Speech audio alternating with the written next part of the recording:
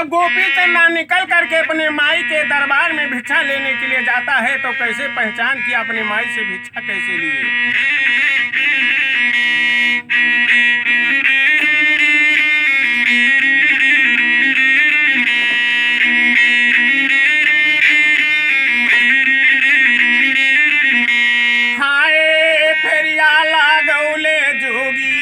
अपने नागरिया फेरिया लगावई जोगी अपने नागरिया नहीं चिन्हैया पाना बीराना जी।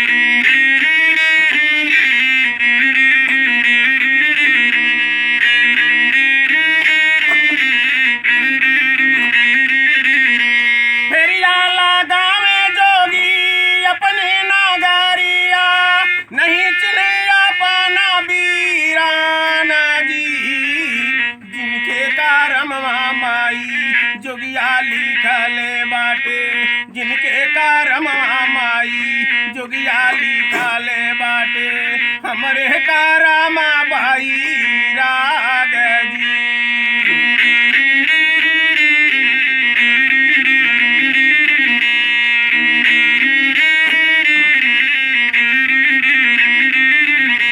भिखिया ले दाई दे तू भूली बहिनिया चिन्हो जया पाना बीराना जी। घोड़वा जो रोई घोले सरिया लिया पानी हथिया जो रोई पीले खान जी।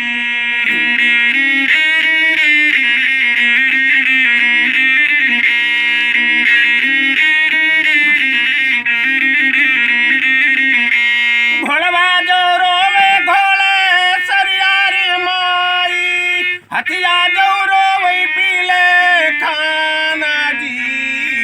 सुंदर सुगनवा रोवे अपनी पिंजाड़ावा सुंदर सुगनवा रोवे अपनी पिंजाड़ावा बहना महालिया के बीच जी।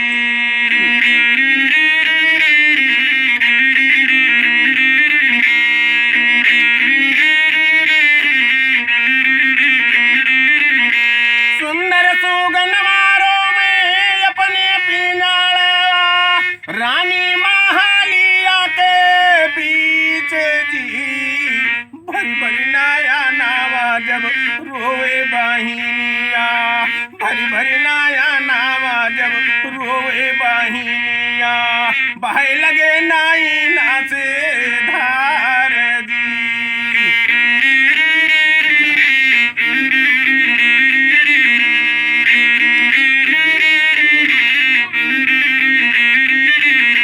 कौने कारण बाबू जोगिया तू बानी गईलो मांगो बहिनिया से भीख जी।